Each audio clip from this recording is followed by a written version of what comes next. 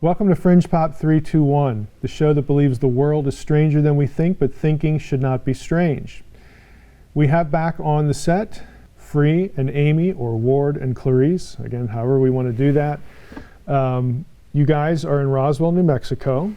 You run a tattoo business in Roswell. You've been there for, okay, what's the total number of years? Since 2003? Yeah. Okay, so you've been there over 15 years, and you are experienced in UFO conference preparation, logistics, all that stuff. And so you've had direct access to basically all the major players in what we would loosely call the UFO field or ufology. And so I think our viewers would be interested in knowing a little bit about those people.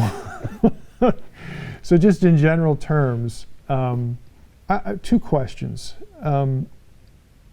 Is there a spectrum of belief, okay, among them? And we'll set aside the Christian element, okay, to this for the sake of this question. But you're sort of your well-known, people who are into UFO studies. Is there a spectrum of belief, and why do you think that these folks got into this and really stay into it? I mean, how did it go from a casual interest to I'm going to do research here and be a speaker and be on these TV shows? I mean, in your experience, how would you handle both of those questions? And you don't have to name names or anything like that. Yeah, I think there's a spectrum of beliefs. And what would the spectrum run? Are we including Christianity? No, just... You don't, okay. Well, okay, I guess you could. Sure, all the way from Christianity to agnostic. You might as well run the gamut, yeah. Yeah, if you're going to prove or disprove God, you can have a spectrum of, and I think some of it does ask that question of, is there something out there other than us? The Carl Sagan quote of, it'd be an awful big waste of space. Well, he definitely didn't have a belief in anything spiritual that he proclaimed, but he still was seeking something. Right. So would you call that like the seeker category? There's some that just they'd like this question answered, and they're looking out into space or something for the answer. I think for a lot of reasons, possibly to find the origin of humanity, okay, to answer somebody who something that might have more intellect than us, be aeons beyond us, and have some type of science, what could be construed as magic if you didn't understand it, and I think having that seems like a power, that it would be worth seeking, and I think also to answer the question of, are we alone in the universe? Why science? So that's more science-y. I mean, you're going to have your scientist types, okay? Or so is there scientist seekers, or you put those two things together, or are they separate kind of motivations? Well, because there's I just have this question, and then there's the, I'm going to take a scientific approach to this question. Are those two different types, or it's kind of the same person we're talking about? Well, there's a documentary that Hugh Ross was involved with as an astrophysicist. They did a 10-year study of Pearlage Planet, and they're all were seeking the same thing for 10 years. And if the interviews at the end are actually, there's a atheist at the end that says, well, this seems like there's a designer, but I don't want to believe in God. And then there's Hugh Ross on the other angle of it, and at least Nelson. That's honest, yeah. And part of this is our educational system has been trying to answer this question and plugs evolution in there, and the intelligent design, or that scenario is also considered for maybe even just the sake of education, and what are we going to tell people when they ask us? But I do think there's a wide spectrum of people that are asking and trying to give answers. Are there? Do you think any of them are into it because they want to disprove God, or is it a little more positive? The 180 would be, I want to know. I would say it's more heavily on the disproving God. Okay. As you'll remember from some of the Q&A sessions, there were some people that were really bent on proving to you that you didn't know what you were talking about. And yet they didn't have anything to prove other than that you were wrong. Yeah. So that's such an open-ended question. There's no way to get that one wrong. But I see if you want to take Christianity out of it, I still would think 80 to 90% of it is still in the religious category, because God puts that in us to seek out the external outside of ourselves, and I don't think anybody can deny that. So they're still asking the God question. They don't want to hear that answer. But I will say, as far as religion goes, there's every spectrum out there aside from Christianity involved in that too. So it's not just Christianity that's trying to answer that question. So sort of the atheistic nuts and bolts kind of person, that's the smallest category in your experience. It's usually looking for something transcendent. Yeah, that's very small. Okay. And part of, I think, the search is that, specifically in Roswell, but you know, the Freedom of Information Act, you know, people are trying to seek out what is hidden, what aren't you telling us? How come we don't get the whole scoop? In Roswell, that was a big deal because they put it out in the paper, put the word UFO or saucer in there, and then took it back. And I think the search of that is we want the real scoop. And so part of it, I think, has to do with the disinformation and the stories that conflict each other. And where's the truth in that?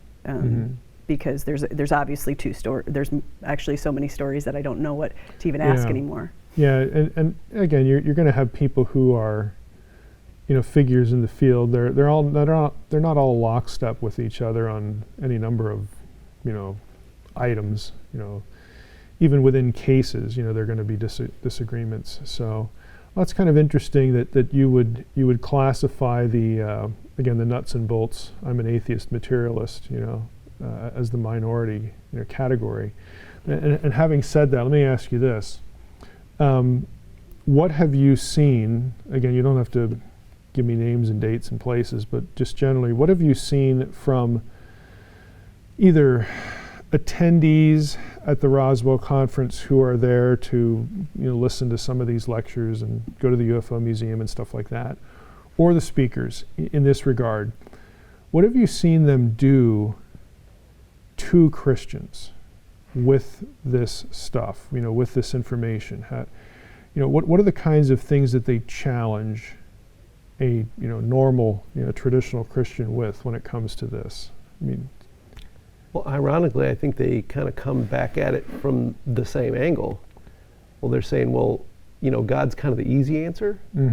It's really easy to just put it off in this category that you can't explain. They want a written on paper, nuts and bolts, mathematical explanation for it. So would you say they want something, they want something transcendent, but still sort of rooted in the physical world? They want to be able to explain the unexplainable. Okay, yeah. And the Project Blue Book brought up, supposedly, you know, its statement of consideration was, if we brought out all of the scenarios that we're getting reports on, that the general Christian community or people of faith that believe in a God couldn't deal with that.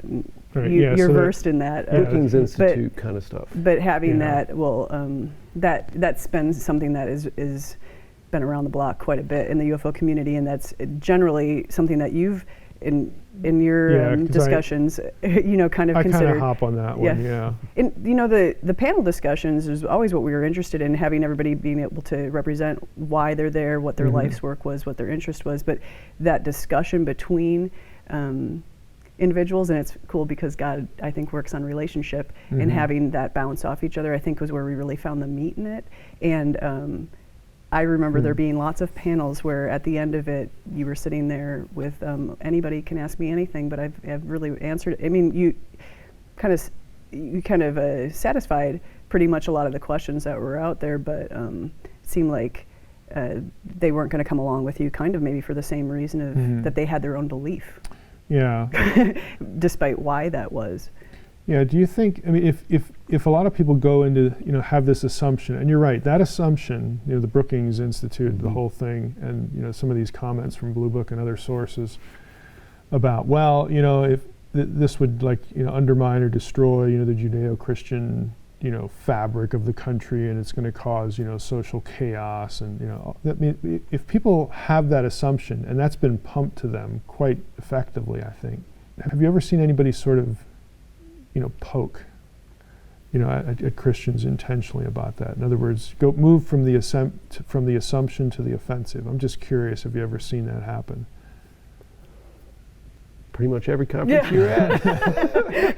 I mean, well, like in Q&A, like if it's me, if I'm a speaker, I'm going to get that. Right. But like let's say does somebody wander into your shop and they, through conversation they find out, you're Christians. I mean, do they try to turn the tables on you with that? For sure. I mean, I know you want them to do that. I'm just curious. I'd say it's probably even. Okay. Some people they're already in denial as soon as it comes out of your mouth. Mm-hmm. Other people, I think, are caught a little off guard. I had a Mormon in, didn't know she was a Mormon, of mm-hmm. course, because we're just having a regular conversation. So I bring up the whole angels thing of, well, angels weren't born here on Earth, so automatically if you're saying extraterrestrial, that can fit in that category. And she starts talking about the Book of Mormon. Oh yeah. And it's not this far out thing. Mm-hmm. I think everybody, it's somewhere in our minds. What we're seeing is every person's individual approach to try to answer that question. Mm-hmm. Wow. As far as poking at Christians, I mean, you're the prime example. Yeah, but I'm a speaker, so in a Q&A, Right. people I think feel a little more liberated, to Well, to do that we're not sort of speakers, thing. so we're just people that Yeah. are shop owners or business people that are talking to them. So it's more like a one-on-one conversation Mm-hmm. as opposed to two battling viewpoints trying to win. Mm-hmm. We're just kind of talking. And I don't think we ever just use that as our reason. Yeah, we we usually discuss the whole conversation. Ultimately, their paradigm needs to maybe open up a little bit and include that. And often, I agree that I could entertain that. Like mm-hmm. that doesn't bother me. Comes out a lot. I never thought about that, and I guess I'm not so bothered by that now.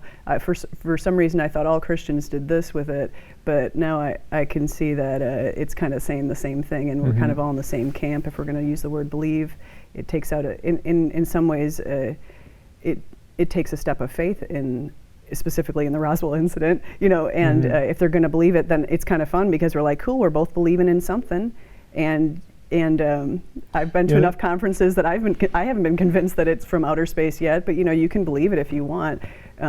Ultimately, I think the researchers and the research and the peer-reviewed and what you're doing with Paranormal, I think, is extremely important in that way to kind of ground it.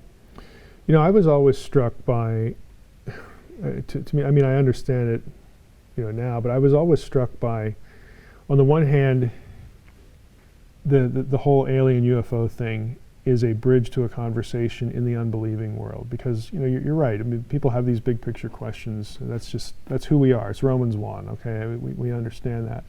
But yet on the Christian side, I've met a number of Christians who are either threatened by the topic or thought that Christians being involved in this, that's somehow like some doctrinal or spiritual transgression, or in other words, they actually felt threatened by it, whereas the unbeliever can actually be brought, to a place where they can have a conversation about,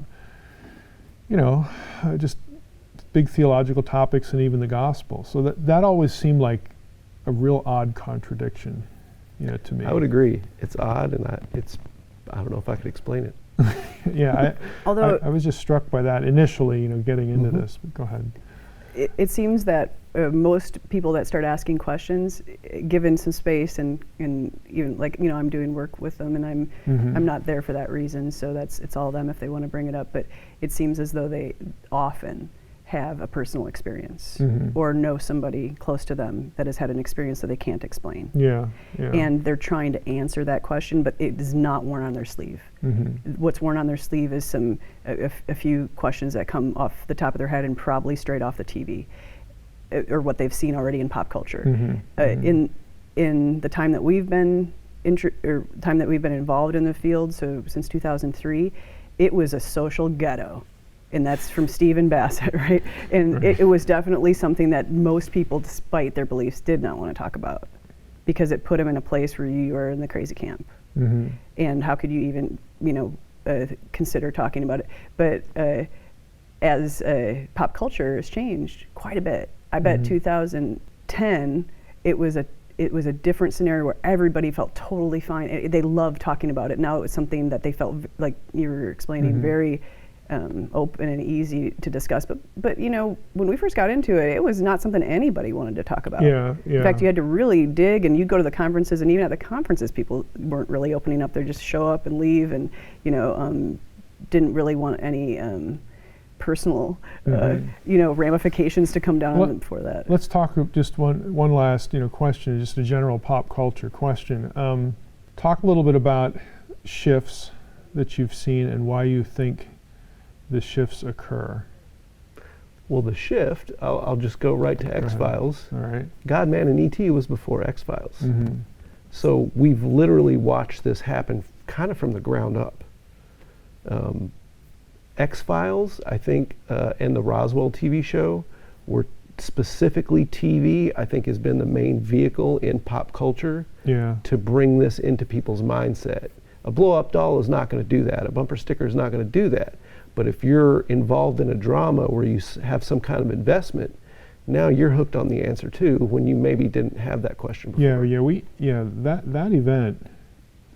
That event was held certainly before I guess what we would call the X-Files narrative had played out. I mean, even the so-called mythological episodes. Right. They were still sort of in the, I hate to put it this way, but trying to decide where they were going to go. Yeah. You know, with that. Exactly. So yeah, we were a little bit ahead of that curve, and it was. I remember watching the show and having some interesting, like, wow, I can't believe that they did that, because like that's in my novel. You know what I mean? There were a few of those that. Where did they get that? Right. Right. I don't want to. There were several that were like really, really specific. Right. That were quite surprising. But yeah, I think all of that did collectively. I don't know if the right word is acclimate, or at least desensitize. Desensitize is probably a good way to put it. Why do you think, just generally culturally, why is there such a deep interest, you know, still in this? Because I remember when the X-Files was big, you know, when it was sort of culminating, thinking to myself, okay, you know, people have always been interested in this topic. And now, because of this show, you know, we've had this huge wave of interest. This was before Ancient Aliens, right. Okay? So I'm thinking, you know, it's probably just going to go into hibernation for a while. But that never really happened. I see a little bit of that happening now. Okay. I see it starting to wane a little bit. Everybody's kind of had their fun. These videos is it because we've had like 12 seasons now? And it just rehashed I think it wears on you a little bit, and something new tends to invigorate you. But when you kind of think you already know the answer to the story, you're not really invested in all that anymore. Do you think that's a lack of Hollywood creativity, or do you just think there's some other reason for? I think it's possibly that and overexposure. Okay. Once people are kind of bombarded with it, then I don't know if I want to.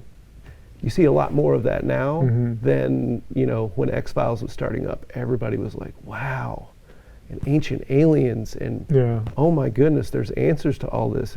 And really it was, Ancient Aliens is of course a scam, but. Yeah, and I think there are shows out there on the History Channel. I mean, this is the same channel. Do we need to go there? that are recycling this stuff under a different name with different faces. Right.